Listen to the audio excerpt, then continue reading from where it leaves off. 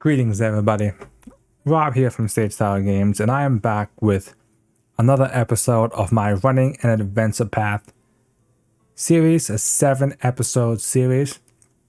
This episode is episode 5, Foreshadowing. Now, foreshadowing is a powerful tool that you can use in any campaign to kind of help connect things together and kind of give hints at what might come down the road. It's a bit more important as well in terms of actual Adventure Path campaigns, because obviously there's 6 books and you kind of want to connect the books together as best as you can. Sometimes the books are so disjointed that the campaign might not be hard to tie everything together. Obviously I'm talking about Pathfinder, but other systems may have a similar thing about different sections. And usually what happens in a lot of these tabletop games, not one person writes the whole story. So someone writes part A, someone writes part B, someone writes part C, and sometimes it may not go straight all the way through, but there may be little elements that connect them all together. So the reason why foreshadowing is important is because you don't want the players to feel a bit bamboozled. And the case in point I talk about is, my example is Pathfinder Kingmaker, and not the actual video game, but the actual Adventure Path.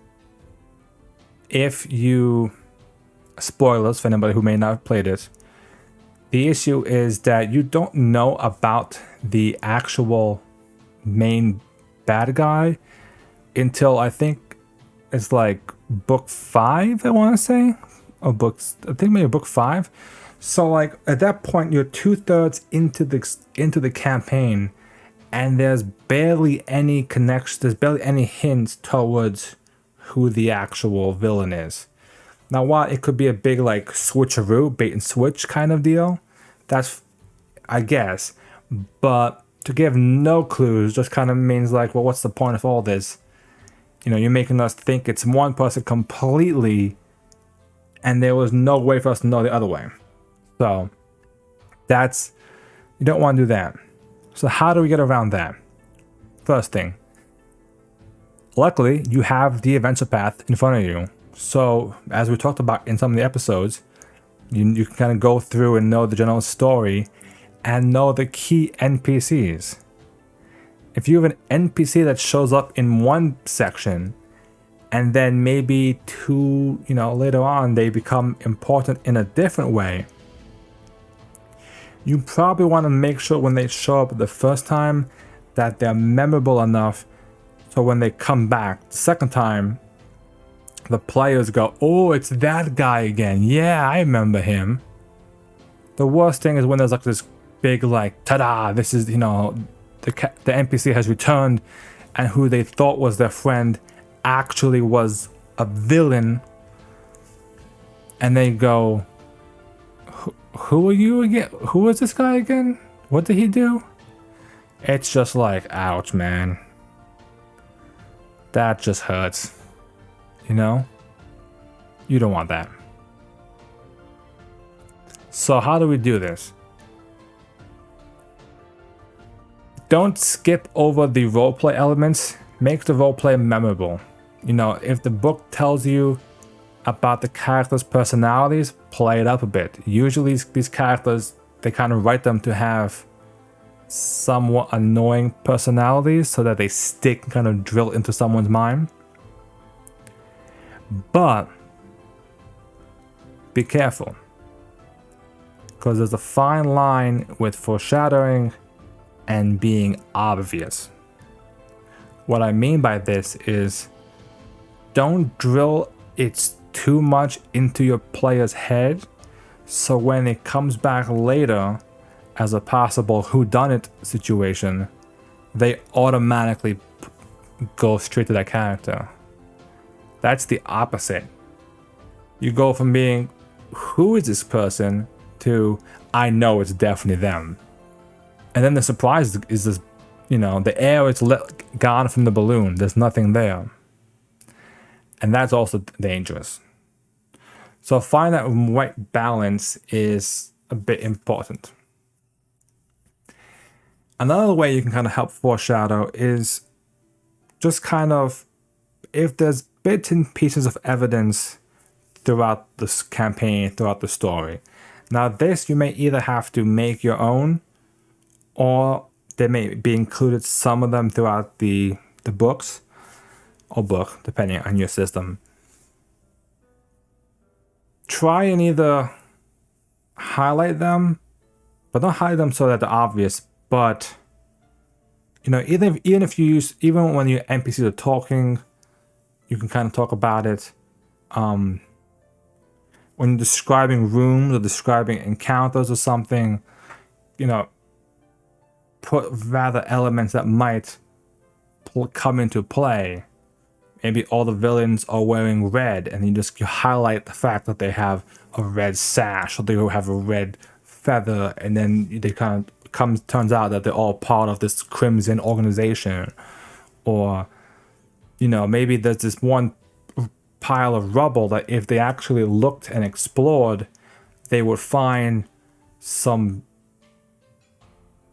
dragon scales, which kind of hint that this place used to be like a massive dragon horde that has untold treasure and potentially could hint to a dragon in the future that may want to come back and reclaim that old territory. Various elements like that. That kind of, the red sash one is one thing, but like just having elements, having something in the story that kind of keeps continuing. And sometimes it works for how they write the adventure path, but sometimes there's just nothing there for you. So this is probably one of the few episodes where it really depends a lot on the story, and more importantly on your players. If your players are super astute players, you don't have to work as hard really, because they can pick up on the clues a lot quicker and a lot easier than someone who might not catch every last detail. Someone who might, someone who's maybe they don't write down names of NPCs. Maybe they don't, they don't write down like important notes and evidences like, hey, this item is really important. And then when someone else mentions it, like, it's strange.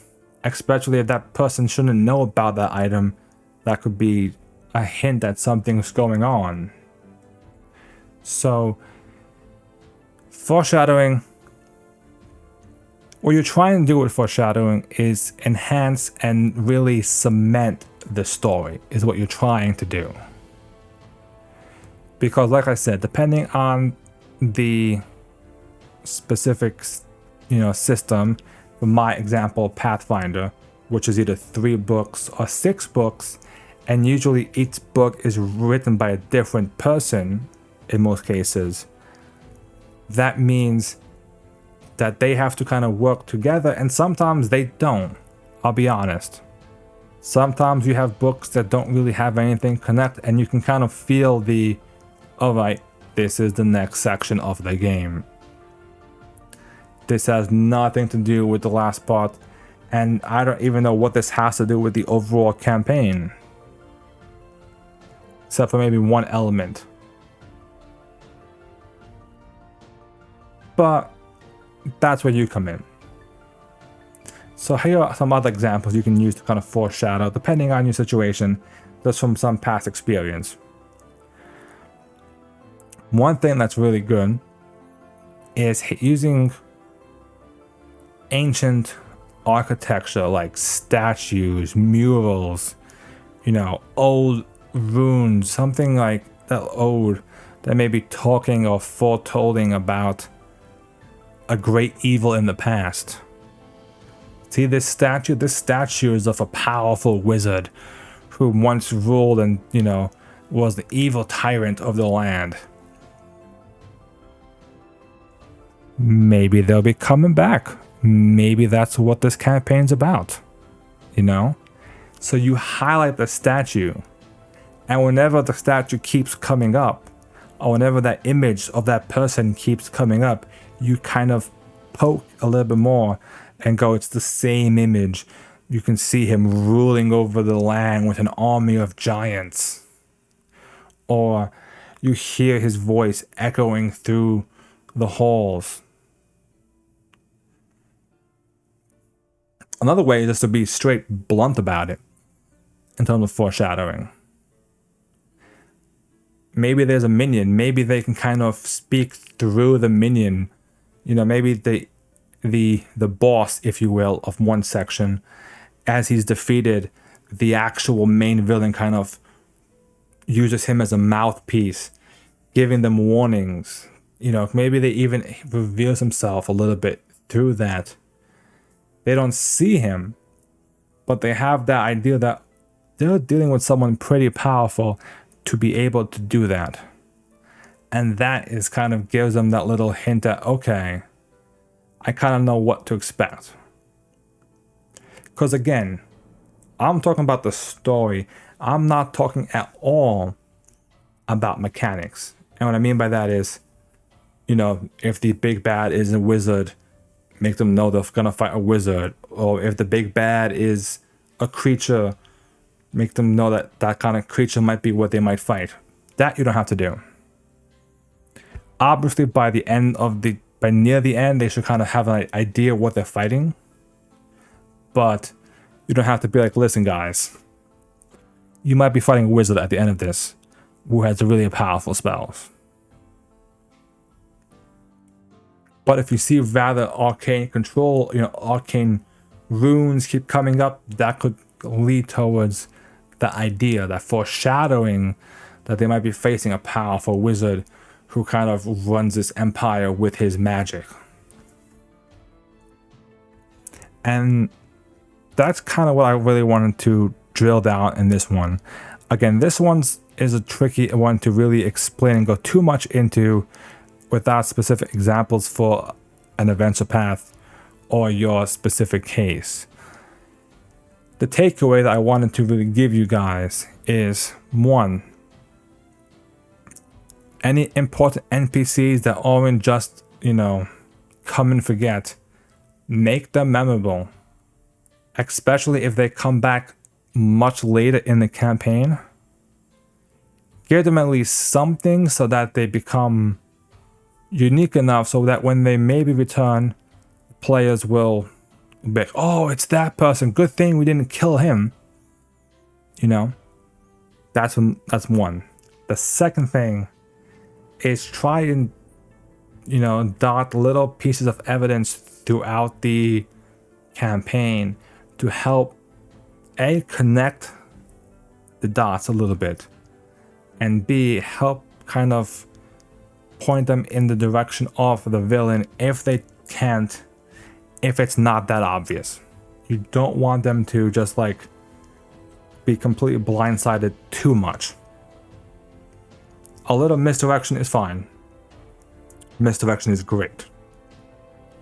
But if it's too much misdirection where it just doesn't feel like it wasn't accurate. So I guess a 2A would be if you do like a misdirection, like a bait and switch, do kind of like how they do in TV shows, almost where they kind of like go back and you see every element throughout the show that hints at what really was going on. You almost in a way want that to kind of happen somehow in your session, where your players can go, oh yeah, now I come to think of it, that guy was always missing whenever something bad happened. Oh yeah, he was never around when everybody started dying. And oh yeah, like you kind of thought, you know, he just happened to always survive every terrible thing that happened. And just kind of start to piece together that he isn't just a lucky person, but the one behind it. So That's my 2A, if you will. And the third takeaway is, again, your foreshadowing is to help you connect and cement the story.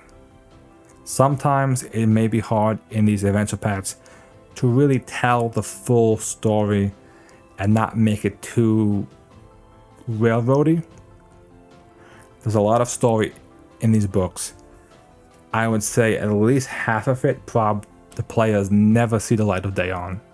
They don't.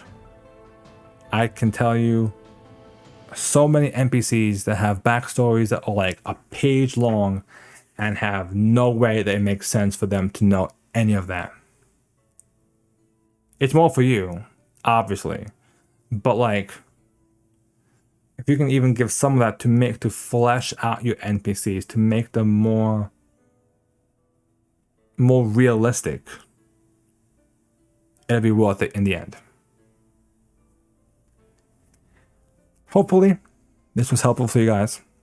Like I said, this episode about foreshadowing was one that I was kind of working back and forth on, kind of figuring out the key talking points I wanted to hit.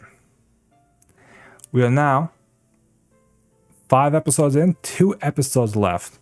The burnout and the BBEG. These are both really important discussions to have. That are major ones that we need to talk about, because they can literally make or break a party and a campaign.